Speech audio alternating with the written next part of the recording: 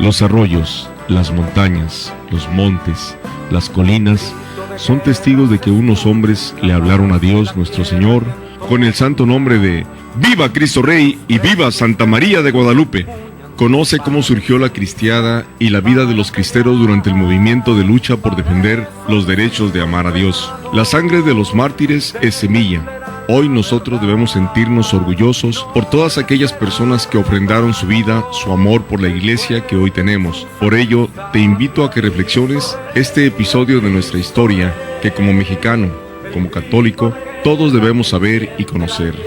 Bienvenidos, porque la sangre de los mártires es semilla. Comenzamos. El grito de guerra que enciende la tierra. ¡Viva Cristo Rey! Nuestro soberano Señor, nuestro capitán y campeón.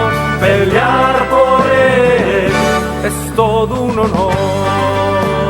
¿Qué tal? Muy buen día, gracias por estar con nosotros. Una emisión más de La Sangre de los Mártires es Semilla, un programa a cargo del Movimiento Católico Nacional Cristo Rey, el cual estamos trabajando activamente en la Arquidiócesis de Tijuana. Si usted quiere compartir con nosotros, conocernos y conocer también nuestro carisma, le invitamos a escuchar este programa, pero también asistir a las reuniones, a los días en los que nos citamos nosotros. Los domingos a las 9 de la mañana estamos en la parroquia San Isidro Labrador para servirles a ustedes. De ahí nos vamos a las 12 del mediodía a vivir la celebración eucarística como comunidad, y también tenemos nuestros días de formación este día domingo, además de participación en eventos que se requieran para esta arquidiócesis. Es un gusto para nosotros poderles recibir. Yo soy Lulu Calzada, parte del equipo de Koinonia Radio, y como es costumbre, pues les digo un poco de lo que se trata este programa de La Sangre de los Mártires es Semilla. Tomamos el nombre, por supuesto, de Viva Cristo Rey, por Dios y por la patria, que es el grito que dieron aquellos hombres valientes que vivieron la persecución religiosa en México entre los años 1926 y 1929, cuando desafortunadamente se tuvo una fuerte pelea contra el gobierno de aquel tiempo, que se declaró básicamente enemigo de la Iglesia Católica y el cual tenía la intención y pretendía cerrar todos los templos, y lo hizo, en su tiempo lo hizo. Cerraron los templos, los empezaron a utilizar como caballerizas, empezaron a utilizar los altares también incluso como barras barras para beber alcohol, para divertirse, como pequeños lugares de dispersión. Imagínense ustedes, también los altares eran usados para hacer el centro de peleas de gallos, y esto alteró mucho el ánimo de los verdaderos cristianos de aquel tiempo de 1926, y pues se levantaron en armas para poder defender a Dios y a su iglesia. En 1926, bajo la presidencia de Plutarco Elías Calles, la persecución pues se hace todavía más violenta. Ya se venía arrastrando desde mucho tiempo atrás por las leyes que estaban en contra de la misma iglesia, pero es Plutarco Elías Calles quien detona toda esta bomba, y la persecución se hace mucho más violenta de lo que ya venía siendo, con la expulsión de sacerdotes, la clausura no solamente de templos, sino también de escuelas privadas y también de obras de beneficencia que la Iglesia Católica estaba al frente. Por ejemplo, podemos ver algunos de los puntos llamados de la Ley Calles. Usted conoce los artículos, para que no sepa que nosotros estamos inventando y que es una historia que la Iglesia quiere contar o inventarse para ganar adeptos. No. Hay puntos y hay artículos que la Ley Calles, que fue expedida por este presidente, se publica un 14 de junio de 1926 con el título de Ley de Reforma de Código Penal para el Distrito y Territorios Federales sobre delitos del fuero común y para toda la República sobre delitos contra la Federación. Ahí les van algunos de los artículos. Pasemos a ver algunos de ellos en este programa, porque también tenemos el interés de que en este programa conozcamos a un personaje muy interesante. Él es Anacleto González Flores, abogado de profesión. Vamos a ver su vida, su obra y también parte de su historia y cómo luchó fuertemente en la persecución religiosa. Pero bueno, pasemos a ver algunos de los artículos de esta llamada Ley Calles. El artículo 1 dice: todos los ministros de religión deben ser mexicanos de nacimiento y la pena a los violadores será de 500 pesos de multa o 15 días de cárcel. El Ejecutivo tiene la prerrogativa de expulsar del país a todos los transgresores. Es decir, que con este artículo automáticamente todos los sacerdotes extranjeros eran expulsados de nuestro país. Y vaya que había varios extranjeros en México haciendo su labor pastoral, incardinados ya en México, y todos ellos tuvieron que ser expulsados. Muchos de ellos tuvieron que irse al país vecino, a Estados Unidos, y ahí estuvieron recibiendo asilo. Otro artículo, el artículo número 3 de la Ley Calles: nadie puede enseñar religión en ninguna escuela primaria, ni aún en las particulares, con la misma multa de 500 pesos o 15 días de cárcel a quienes vayan a atentar contra este artículo número 3 de la Ley Calles. De manera que olvídense ustedes no solamente de no tener escuelas católicas en aquel tiempo, sino que ninguna escuela podría por ningún caso, ningún motivo, enseñar cosas de religión en ninguna escuela. Prohibido completamente a Dios en las escuelas. El artículo número 4: prohibición a los ministros de culto de abrir o dirigir una escuela primaria ni enseñar en ninguna de ellas. Volvemos al mismo caso: prohibidas las escuelas donde se enseña religión y prohibido a la iglesia iniciar un proyecto de abrir escuelas. De manera que si nosotros eso lo aplicáramos en nuestros tiempos, adiós Instituto México, adiós Instituto Progreso, adiós Instituto de las Hermanas del Espíritu Santo, en fin, Don Bosco, Juan Jesús Posadas, todos estos colegios en este momento estarían cerrándose, porque el gobierno exigía en aquel tiempo que no se enseñara para nada a Dios en las escuelas. Vamos a conocer ahora, voy a seguir leyéndoles en siguientes bloques parte de estos artículos, pero ahora quisiera que conociéramos a una figura realmente fascinante, que es Anacleto González Flores, uno de los héroes de esta epopeya cristera. Anacleto nació en Tepatitlán, un pequeño pueblo del estado de Jalisco, muy cercano de Guadalajara, un 13 de julio de 1888. Vamos a conocer un poco de su biografía y también un poco de su obra, porque ya también vamos a recapitular una de las obras magníficas de Anacleto González Flores, que se llama Tú serás rey, que de verdad es un libro fascinante. Si ustedes tienen la posibilidad de encontrarlo, leerlo, es un bloquecito, es realmente gruesecito, pero vale la pena. Vamos a conocer mientras tanto a Anacleto González Flores, su biografía y parte de su obra.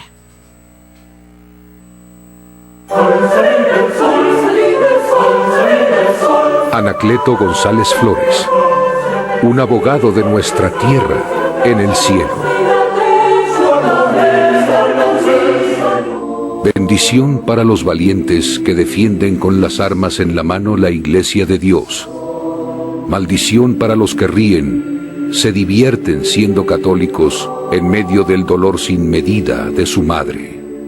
Para los perezosos, los ricos tacaños, los payasos, que no saben más que acomodarse y criticar.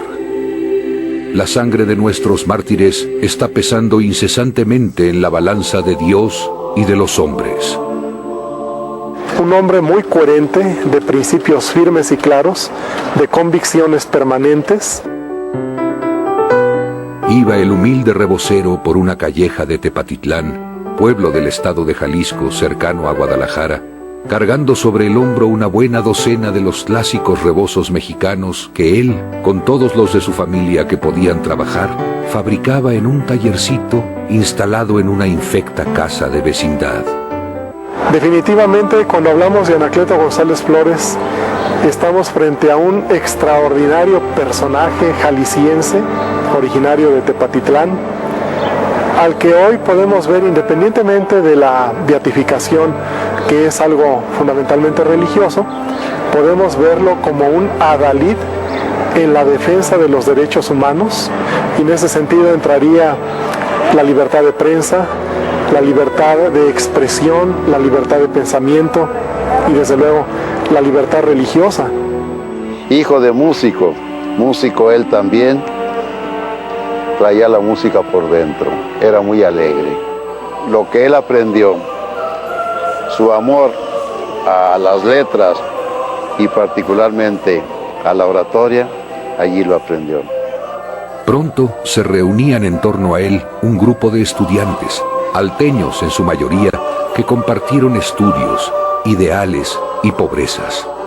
Anacleto González Flores fue un gran profesionista como abogado, un notable orador, un gran periodista, un escritor muy destacado, en fin, pero sobre todo un hombre muy coherente, de principios firmes y claros, de convicciones permanentes, que se enroló en una de las causas más históricas y a veces más perdidas de nuestro país, la causa de la democracia. Les llamaron los girondinos, tanto porque los hospedaba la señora Jerónima, doña Giro, como porque recordaba al sector católico que defendió la religión católica durante la Revolución Francesa. Entre ellos figuraban Jesús Gutiérrez y Gutiérrez, Lorenzo Reynoso, Jorge Padilla Gutiérrez, el doctor José Gutiérrez, Miguel Gómez Loza y el mismo Anacleto. Anacleto González Flores era íntimo enemigo de la violencia. Sabemos que en su temprana juventud participó nada menos que en la Revolución Mexicana, pero nunca con las armas en la mano. Anacleto González Flores debe vivir escondido, poco diríamos, no a salto de mata, sino a salto de casa, porque debe andar de una casa a otra escondiéndose, porque hay una, evidentemente el gobierno sabe que él es cabecilla y el principal cabecilla. Se le busca y se le somete a persecución por todos lados, hasta que finalmente lo capturan, lo llevan al cuartel Colorado aquí en Guadalajara, y ahí en el cuartel Colorado es sujeto a un interrogatorio y a una tortura bastante cruel. Se simuló después un consejo de guerra sumarísimo que condenó a los prisioneros a la pena de muerte por estar en connivencia con los rebeldes. El martirio es el supremo testimonio de la verdad, de la fe, designa un testimonio que llegue hasta la muerte. Después del corte regresamos con más en La sangre de los mártires es semilla.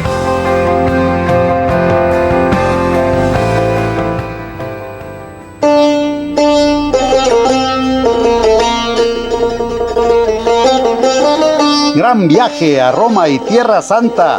Ven con nosotros, te invitamos. Del 27 de marzo al 6 de abril 2016. Conoce Galilea, Nazaret, Cafarnaún, Mar de Galilea, y renovaremos nuestro compromiso bautismal en el río Jordán, Jericó, Mar Muerto, Jerusalén, Belén, el Santo Sepulcro. Estaremos visitando la tierra natal de San Francisco de Asís.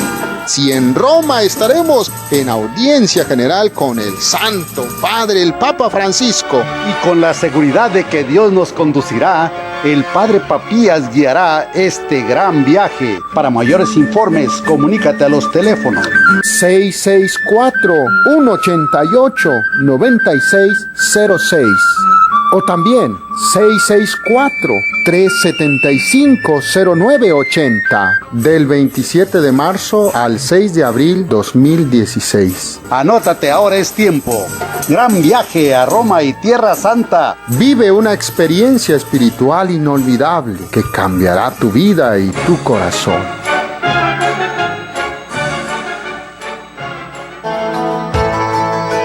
Miel silvestre Koinonia, 100% natural, 100% virgen. Desde el comienzo del tiempo, el hombre ha estado fascinado por la abeja, que puede producir sustancias que han sido usadas para propósitos médicos y alimenticios. La miel más pura es la natural, a la que no se le quita el polen ni la jalea real que contiene, pues como regla los gérmenes no crecen en la miel pura. Miel silvestre Koinonia, de venta en Koinonia Radio. Comunícate y haz tu pedido al 608-3652. Miel silvestre Koinonia. 100% natural, 100% virgen. Pídela y comprueba sus beneficios.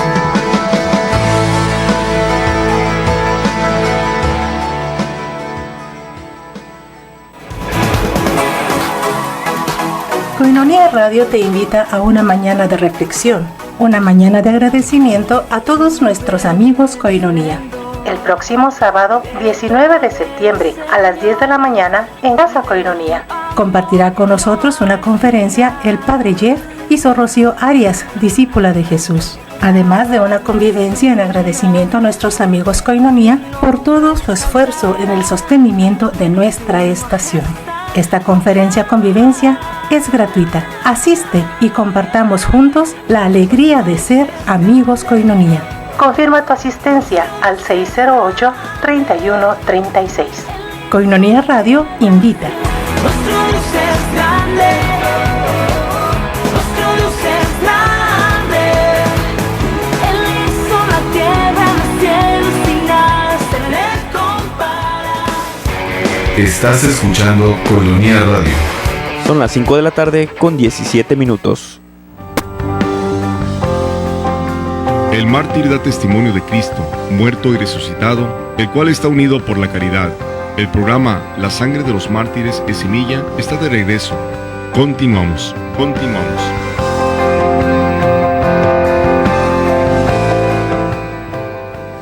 Y continuamos en este programa, La Sangre de los Mártires es Semilla, un programa, como ya les decía, del Movimiento Católico Nacional Cristo Rey, que trabajamos activamente en esta arquidiócesis de Tijuana. Hablamos un poquito en el bloque anterior sobre las leyes, la ley Calles, lo que promulgó esta ley y cuánto daño de verdad hizo a la iglesia en aquel tiempo, en 1926 a 1929. También vamos a continuar hablando de estos artículos, enumerando algunos de ellos, pero también hablaremos sobre la obra de Anacleto González Flores, Tú serás rey, una obra magnífica, un libro magnífico que habla y sobre todo pues también enmarca una exhortación fuerte a todos los católicos de todos los tiempos. Por eso es verdaderamente impresionante la obra, porque no aplica únicamente a los hombres de su tiempo, sino que esta obra, esta antología de Anacleto González Flores, habla a los hombres de hoy en día también. Pero bueno, continuando con esta ley que inició Plutarco Elías Calles, que fue publicada un 14 de junio de 1926, que es una ley de reforma del Código Penal. Vamos a seguir con estos artículos. El artículo número 4 de esta ley Calles decía: prohibición a los ministros de culto de abrir o dirigir escuelas. Bueno, esto ya lo habíamos leído, perdón. El artículo número 6, se prohíbe en México los votos religiosos. Se decreta la disolución y supresión de todo tipo de monasterios, conventos o comunidades religiosas. Imagínense ustedes, no hay nada más lamentable y más triste que el ver monasterios, conventos o comunidades cerradas, porque son la raíz de la Iglesia Católica, donde ahí empieza a surgir toda la Iglesia Católica a través de la fuerte raíz que dan los conventos y los monasterios. Pues Plutarco Elías Calles, con una mano en la cintura, dijo: se prohíben todos los votos religiosos, no más conventos, se cierran todos los conventos, y además la manera de cerrarlos, de prohibirlos, era una manera muy violenta, muy violenta. Hay testimonios que hablan acerca de religiosas, de mujeres religiosas que, tratando de defender el monasterio y tratando de defender la Eucaristía dentro de sus monasterios, pues tuvieron incluso que dar su propia vida, porque para defender la Eucaristía se ponían enfrente de aquellos federales que trataban de maltratar o de tirar a la basura, desechar la Eucaristía. Imagínense ustedes a Jesús presente, pues ellas lo hacían defendiendo con su propia vida que no sucediera esto. incluso muchas de ellas, además antes de ser balaceadas o torturadas, también eran violadas, eran abusadas y eran golpeadas por estos hombres sin ninguna compasión.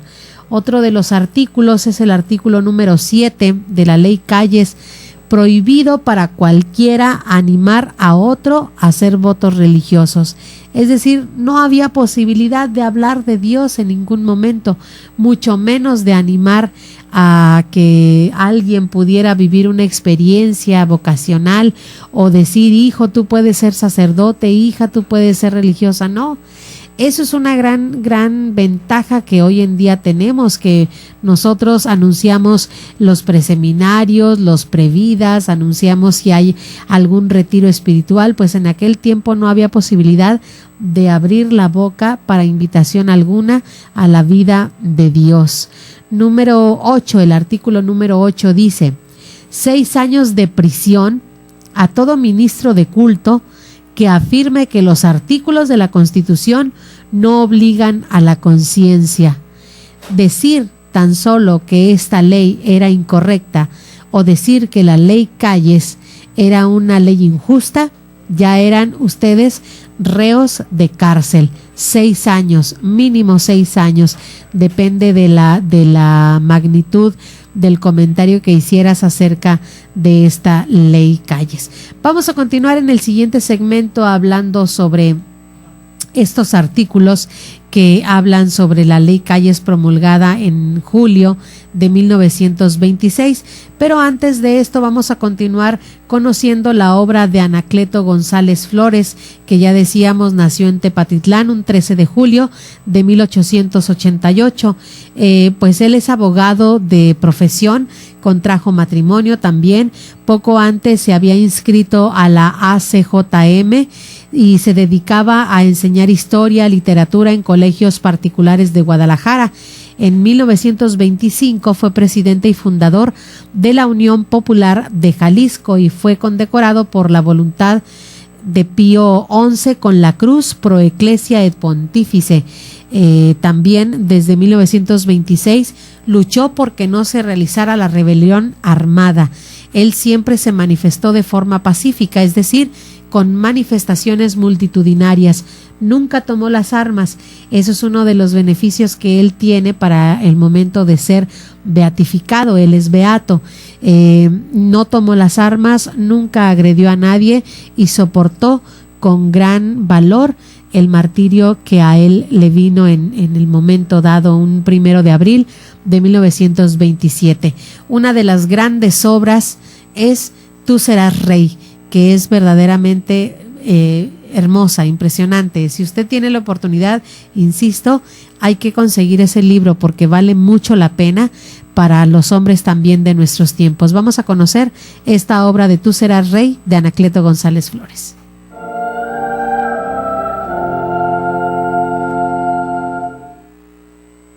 Antología literaria de Anacleto González Flores, del libro Tú serás rey.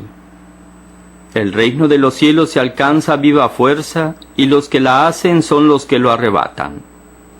Evangelio de San Mateo. Dedicatoria. Le consagro a Cristo Rey, incansable vencedor de las grandes batallas, las páginas de este libro, y las dedico a mi esposa María Concepción Guerrero, angustiada compañera de mi vida, a mis hijos Anacleto de Jesús y Raúl, como una parte de la herencia de mi pensamiento, y a las jóvenes y a los jóvenes de la Cruzada Femenina por la Libertad y de la ACJM. El autor. Capítulo 1. Este libro. Este libro aspira a ser un libro de juventud en el sentido más intenso y fecundo, es decir, un libro de osadía cristiana, porque en la base de todas las derrotas que han caído y llevamos sobre nuestras espaldas, está todo un inmenso lastre de pusilanimidad y de apocamiento. Pusilanimidad y apocamiento en las vidas enfermas y raquíticas de los individuos, y una postración espiritual innegable y desesperante en nuestra vida pública. Oímos hablar todos los días de las grandes personalidades que han sabido edificar sobre su carne y sobre sus huesos para hacer crecer y erguir su estatura, y sentimos como que se trata de personajes de una leyenda que nace y se desarrolla a mucha distancia de nosotros, y tras de esto parece asaltarnos la asfixia al pensar que tuviéramos también nosotros que edificar sobre nuestra carne y sobre nuestros huesos algo siquiera semejante. Y vivimos, o hasta ahora hemos vivido totalmente resignados con nuestra estatura y con el milímetro de tierra que las vicisitudes nos han dejado, y allí esperamos con los brazos caídos que se cierren nuestros ojos y se nos sepulte lejos del grito de la vida. No pedimos más, ni más espacio, ni más sol. Nos basta lo poco que una acometida que todavía no ceja ni cejará nos ha dejado por ahora, a reserva de arrojarnos de allí y matarnos de asfixia, de hambre y sed. Nuestro apocamiento nos ha aconsejado el deshacimiento y la resignación. Nada que sobrepase un codo en altura, ni nada que vaya más allá de la tierra que pisamos. Sentimos que nuestra personalidad está gravemente enferma de empequeñecimiento y de anemia espiritual. Nuestro apocamiento no nos deja ni siquiera concebir que sea posible empinarnos sobre nosotros mismos y ser dueños de nuestros destinos y de nuestra voluntad. De aquí que hayamos tenido que venir a caer en esta mendicidad y en este innegable y evidente empobrecimiento de hombres y valores. Y de aquí nuestra desbandada. Se nos ha desalojado de todas partes y nuestras manos se han doblado en el primer encuentro y todo lo hemos abandonado, ni siquiera nos atrevemos a pedir más de lo que se nos da. Se nos arrojan todos los días las migajas que deja la hartura de los invasores y nosotros nos sentimos contentos con ellas. Se dice que Alejandro, después de vencer al rey Poro, le preguntó a éste si pedía algo, y Poro se limitó a decir que no pedía otra cosa que ser tratado como rey. Insistió Alejandro para decir que pidiera algo más, y el rey vencido dijo que no pedía más, porque con ser rey le bastaba. Nosotros hemos renunciado a ser reyes porque nuestras manos se han enflaquecido en medio de nuestra mendicidad, hasta el punto de que sabemos que no podremos con la carga de ser reyes y preferimos nuestros harapos de mendigos. Y nuestro deshacimiento y nuestra resignación, más que ser un brote espontáneo y noble de nuestra generosidad, son el fruto lógico de nuestra pusilanimidad y de nuestro apocamiento. Y nuestra pusilanimidad y nuestro apocamiento están en pugna abierta con el cristianismo, porque desde el punto de vista histórico y doctrinal, el cristianismo fue, desde su aparición, y sigue siendo una inmensa y ardiente acometida que ha llenado todas las páginas de la historia y continúa su marcha hacia todos los confines del mundo. Grande osadía se necesita ya para hacer un santo, grande osadía se necesita para conquistar un siglo, grande osadía se necesita para ganar un imperio. Y la Iglesia, nutrida al parecer con sangre de león y poseída de todas las osadías, derriba hombres, gana imperios, extiende ilimitadamente sus dominios, y hoy, a la vuelta de cerca de 2000 años, y cuando debiera haber envejecido, abre sus ojos hacia todas las fronteras, filosofías, cátedras, libros, parlamentos, arte, política, y no desespera de fundar el imperio más vasto que hayan visto los siglos. La Iglesia vive y se nutre de osadías, todos sus planes arrancan de la osadía. Solamente nosotros nos hemos empequeñecido y nos hemos entregado al apocamiento. Pero a partir de ese instante hemos tenido que caer en la deserción, porque en esa incansable acometida de cerca de 20 siglos, que ha deshecho las conquistas de los más grandes capitanes, que ha ganado incontables batallas en los dominios del pensamiento, de la ciencia, del arte y de la acción, ¿qué tienen que hacer los pusilánimes, los cobardes y los apocados? Nada. Mejor dicho, sí tienen que hacer. Deben retirarse. Son un lastre y un fermento de miedo que contagia y siembra el pavor. Más aún, la posición lógica del verdadero cristiano, es decir, del verdadero católico, es la osadía. Y si hay alguno que no tiene atrevimiento ni para hacer crecer la propia estatura, con un trabajo encendido y encarnizado de conquista de sí mismo y de batalla sangrienta, con las propias pasiones, está al margen de la corriente histórica del cristianismo, que ha sido siempre enconada y recia pelea. Se dirá que se tiene derecho de renunciar a la púrpura y que se tiene una alta y resonante palabra para que se pueda decirla, en medio del recogimiento y de la humildad, en la soledad y en la sombra. Si se tiene un profundo pensamiento, se puede hundirlo en el recato de la vida interior. Si se tiene mano de alfarero de multitudes, se puede retenerla lejos de la acción. Se puede, es cierto, renunciar a muchas cosas, y aún se debe renunciar a la fiebre para saciar el orgullo y para nutrir la vanidad, pero no se debe renunciar a la púrpura de Cristo, que estamos obligados hasta a mojarla con nuestra sangre.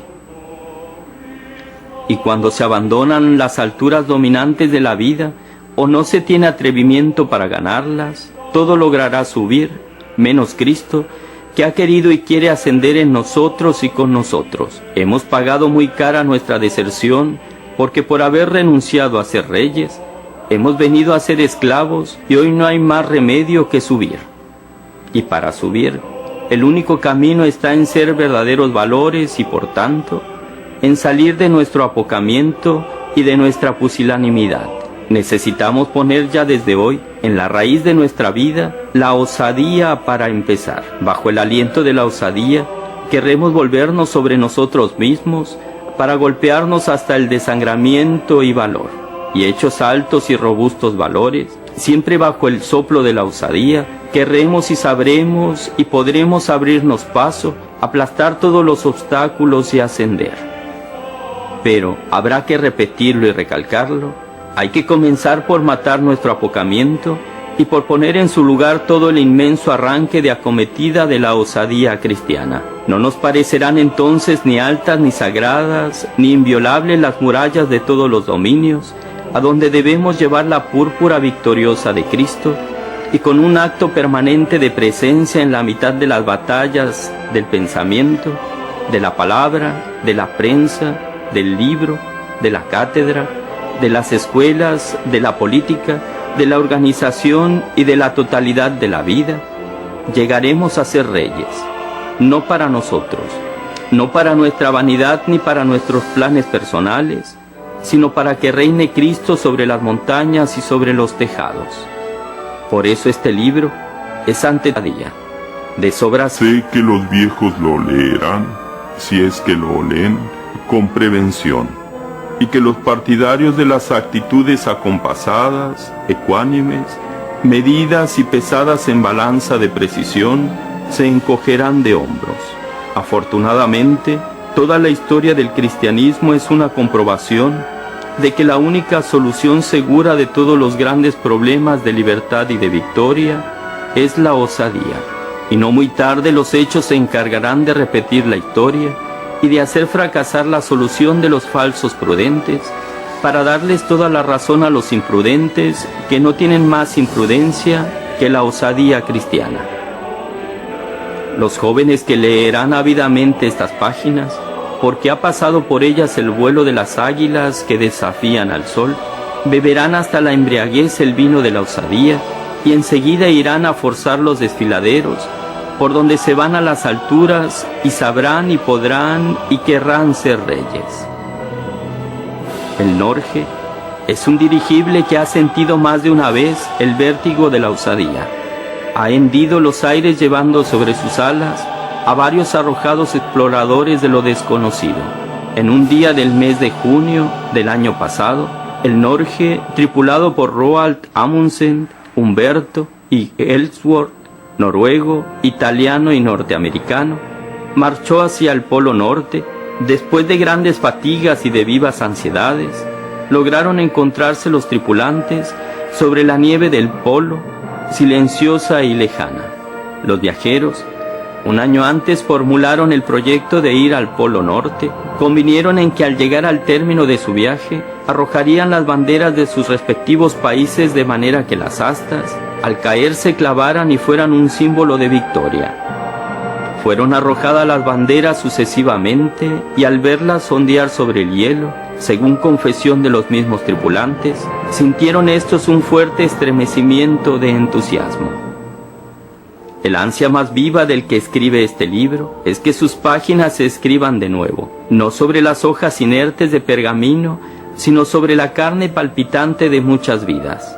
El ansia que alienta en el fondo de estas páginas es que después de que pasen por el corazón encendido de la juventud, que todavía se arrodilla delante de Cristo y se acerca a Él para beber de la sangre de sus batallas y de la osadía inmensa de sus acometidas, caigan como las astas del Norge, convertidas en banderas de victoria, en la mitad del hirviente tumulto, donde se riñen las más ardientes peleas del pensamiento, de la palabra y de la acción. En uno de los libros de Shakespeare, al día siguiente de que Macbeth ha ganado una batalla, las brujas lo saludan y una de ellas le dice: «Salud, Macbeth, tú serás rey». Y de allí marcha Macbeth, encendido por la fiebre de reinar, y no descansa hasta conseguirlo. Que cada una de estas páginas de este libro de juventud sean un grito que salude a los nuevos viajeros del porvenir y que les diga penetrantemente al oído el grito de las brujas de la tragedia de Shakespeare: «Tú serás rey», y que ese grito se cumpla, pero no para hacer reinar a un hombre, sino para hacer reinar plenamente a Cristo.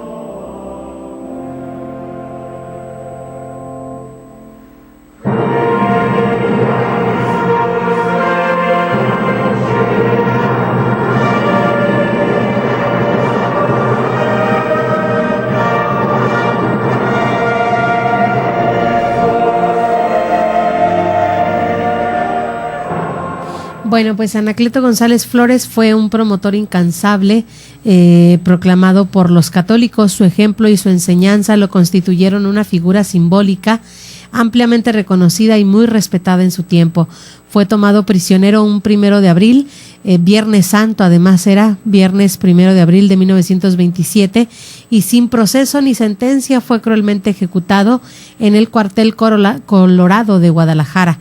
Lo colgaron de los pulgares, lo azotaron, lo torturaron para arrancar al nombre de algunos personajes ilustres, para también poder arrestarlos como obispos o sacerdotes, pero él nunca dijo nada. Por fin le hundieron una bayoneta en la espalda. Murió a los 38 años de edad, a mediodía de un primer viernes de mes.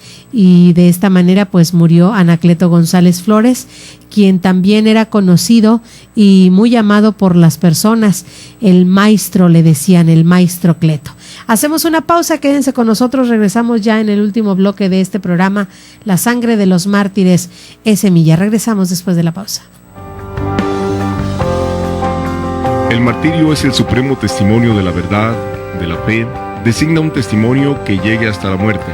Después del corte regresamos con más en La sangre de los mártires es semilla.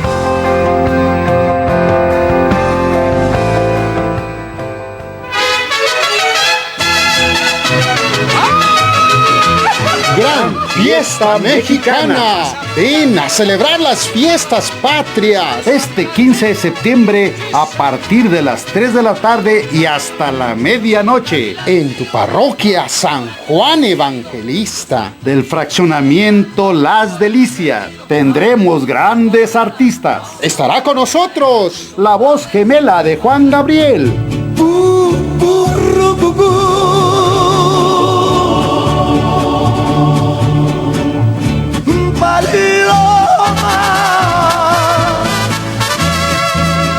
La voz gemela de Lucerito. Qué bonito amor.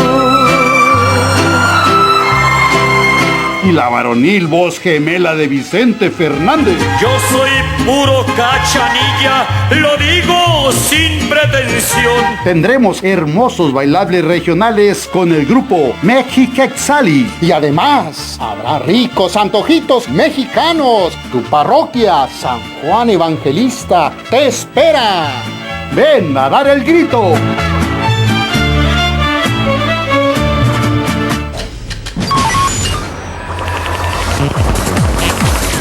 Koinonia Radio Cultural, una opción diferente en la radio, hace posible la libre expresión a través de la cultura.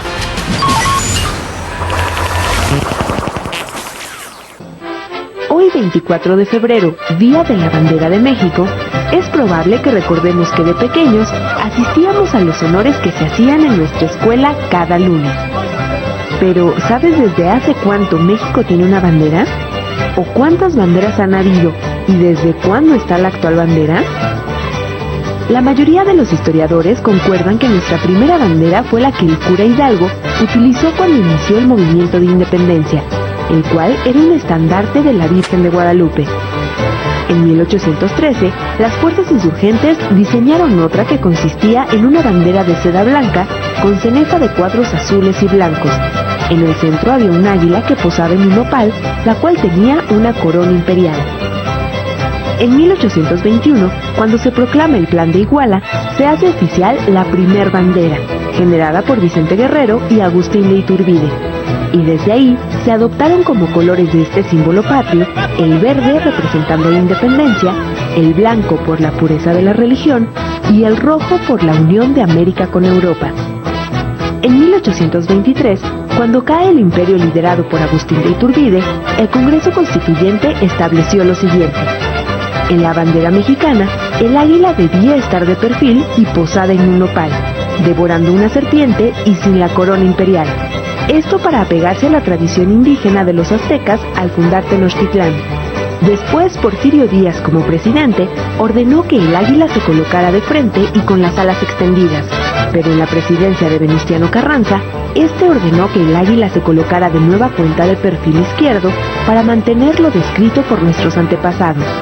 Además incluyó un lazo tricolor simbolizando la unidad patriótica que unía a las ramas de encino y de laurel, símbolos de la República, siendo esta bandera la que ha quedado hasta la actualidad. Desde 1937, todos los 24 de febrero se conmemora el Día de la Bandera Mexicana, y desde 1821 tenemos el mismo diseño, aunque la bandera actual fue oficialmente adoptada en 1968, cuando México fue sede de los Juegos Olímpicos. En total son 4 los modelos que han existido de nuestro lábaro patrio. Como sabemos, nuestra bandera es un rectángulo dividido en 3 franjas verticales con medidas iguales. La franja que está pegada al asta es siempre la del verde olivo, en medio el blanco y finalmente el rojo. El presidente Benito Juárez dio un nuevo significado a los colores, de tal manera que el verde era la esperanza, el blanco la unidad y el rojo la sangre de los héroes. El diseño es muy similar al de la bandera italiana, solo que a la mexicana la distingue que en su franja blanca está el escudo nacional y que tanto el tono verde como el rojo son más oscuros. Así que ahora ya conoces cuáles han sido las modificaciones y la historia de este importante lábaro patrio que nos une y además es motivo de orgullo para todos los mexicanos.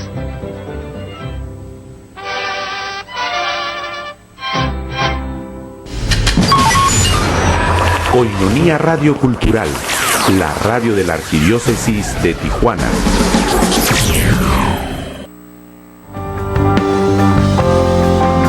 El mártir da testimonio de Cristo, muerto y resucitado, el cual está unido por la caridad.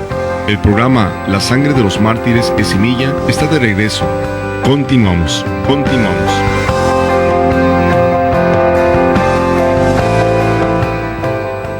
Tenemos más información para compartir con ustedes de la sangre de los mártires de Semilla, la persecución religiosa duramente llevada por estos mártires ahora de Cristo Rey.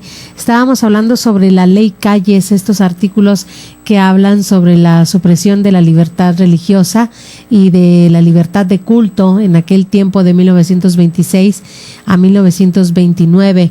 Otro de los artículos fueron el artículo 14 y 15 que dicen supresión de la libertad de prensa en materia religiosa. No había posibilidad alguna de que la prensa hablara de Dios tampoco. Artículo 17, prohibido hacer actos de culto fuera de los templos, es decir, ni marchas ni manifestaciones. Por ejemplo, nosotros, si nosotros tenemos memoria aquí en nuestra arquidiócesis de Tijuana, pues hacemos también algunos actos de culto como las procesiones de Corpus Christi, las procesiones de la Virgen de Loreto aquí en la arquidiócesis, solamente por poner un ejemplo. La marcha por la vida, que tenemos al frente de esta marcha también al Santísimo Sacramento. Bueno, pues ninguno de esos actos pudieran haber sido posibles en aquel tiempo que se promulgó la ley Calles. El artículo número 18, prohibido a los sacerdotes, frailes o monjas para portar vestidos o hábitos que los distingan como miembros del clero. A partir de ese momento, todos los sacerdotes pues debían ya vestirse como civiles y ya no distinguirse con su alzacuello o con su sotana, porque muchos de ellos también llevaban sotana o su alba que los distinguía como parte del clero, como sacerdotes. Las religiosas con mayor razón, imagínense su hábito que es parte de su distinción como miembros de una comunidad religiosa, pues todos ellos tenían prohibido portar hábitos o vestidos que los distinguieran como miembros del clero. El artículo número 19, todos los ministros de culto están obligados a registrarse en las oficinas del gobierno para que se les dé licencia de actividades, como está también establecido en el artículo 130 constitucional. El artículo número 22, todos los templos, todos los que son templos, casas curales, residencias episcopales, seminarios, asilos y colegios religiosos dejen de ser suyos y ahora son del gobierno federal, quien determinará qué es lo que se hará con ellos. No había forma ya de tener nada la iglesia, todo pasaba a manos del gobierno, tanto los templos como las casas parroquiales que conocemos, los seminarios, los asilos y toda obra que hiciera la Iglesia Católica pasaba ahora a ser parte del gobierno y ellos habrán de determinar pues lo que se habría de hacer con ellos. Les decía yo, por ejemplo, en el primer bloque que muchos de estos conventos, de estas parroquias incluso fueron usadas como caballerizas. Ahí tenían a los caballos, ahí les daban su alimento, a los animales, a los gallos. Se convirtieron en lugares de juego, se convirtieron en lugares de perdición, porque también eran tomados como lugares de dispersión entre ellos, donde llevaban mujeres, donde había peleas de gallos, donde había un desorden y ya no había nada que pudiera alimentar el espíritu. Lo que antes eran templos, ahora eran parte de la distracción de los federales. Pocas veces en la historia han existido leyes tan duras contra la fe cristiana, según las cuales ser sacerdote era igual a ser un criminal. En un pueblo mayoritariamente cristiano como es nuestra patria, México, pensemos que no estamos hablando de un Nerón del siglo I o de emperadores romanos entre los siglos, entre 1, 2 y 3 de estos siglos, sino que era un gobierno mexicano de las primeras décadas del siglo XX. Así que pues fue duro para México, pero fue de gran lección también para nosotros el haber tenido hombres que fueron muy valientes, que defendieron a Dios y a la patria. Fueron muchos los fieles que sufrieron el martirio por defender su fe. En este momento, pues nosotros estamos haciendo referencia de uno de ellos que sufrió fuertemente la persecución, y él fue el maestro Cleto, así le decían, el maestro Cleto, Anacleto González Flores, que también dio su vida, y él fue inspirado en la oposición pacifista. Volvemos a indicar que él nunca tomó las armas, y él tomó ejemplo de Gandhi. Fíjense, uno de los personajes europeos también de la época, y Anacleto González Flores organizó para hacer una lucha pacífica la Unión Popular, de la cual pues él fue presidente.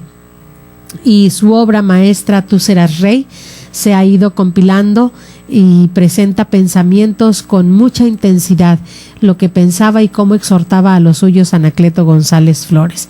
Fue un gran ideólogo universal y tenía como mira siempre forjar el carácter de la juventud. Pues nosotros nos despedimos, agradecemos mucho que hayan estado compartiendo con nosotros este día y en esta emisión de La Sangre de los Mártires es Semilla.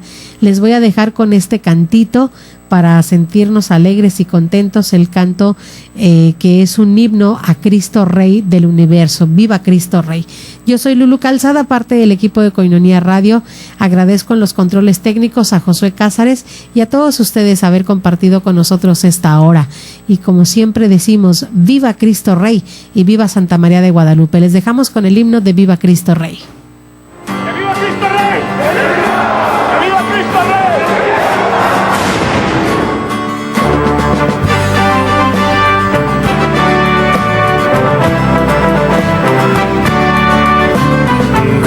De guerra se escucha en la paz de la tierra y en todo lugar.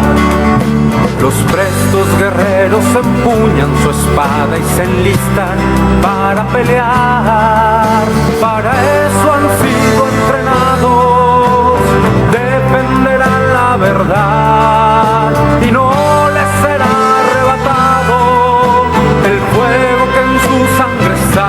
¡Viva Cristo Rey! ¡Viva Cristo Rey! El grito de guerra que enciende la tierra. ¡Viva Cristo Rey! Nuestro soberano Señor, nuestro capitán y campeón. Pelear por él es todo un honor.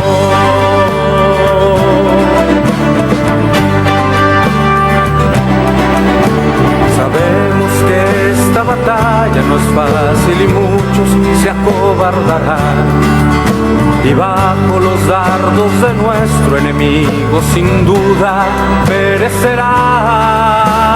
Yo tendré mi espada en alto, como la usa mi Señor. A él nada lo ha derrotado, su fuerza es la de Dios. ¡Viva Cristo Rey! ¡Viva Cristo Rey! El grito de guerra que enciende la tierra. ¡Viva Cristo Rey! Nuestro soberano Señor, nuestro capitán y campeón. Pelear por él es todo un honor.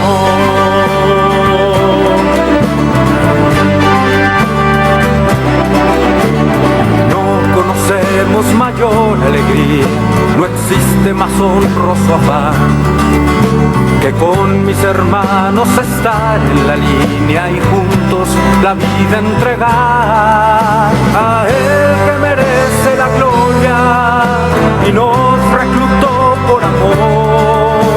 Ante la rodilla se dobla y se postra el corazón. ¡Viva Cristo Rey! ¡Viva Cristo Rey! El grito de guerra que enciende la tierra. ¡Viva Cristo Rey! Nuestro soberano Señor, nuestro capitán y campeón.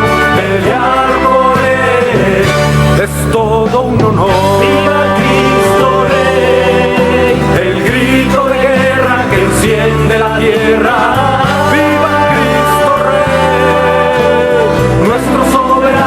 Señor, nuestro capitán y campeón. Pelear por él es todo un honor. Pelear por él es todo un honor.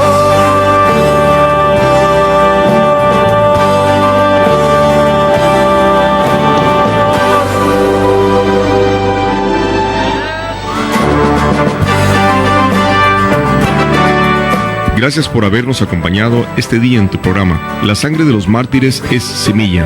Te esperamos en la siguiente emisión aquí en Koinonia Radio, levantando la voz para evangelizar.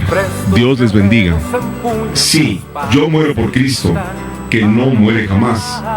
¡Viva Cristo Rey! El grito de guerra que enciende la tierra.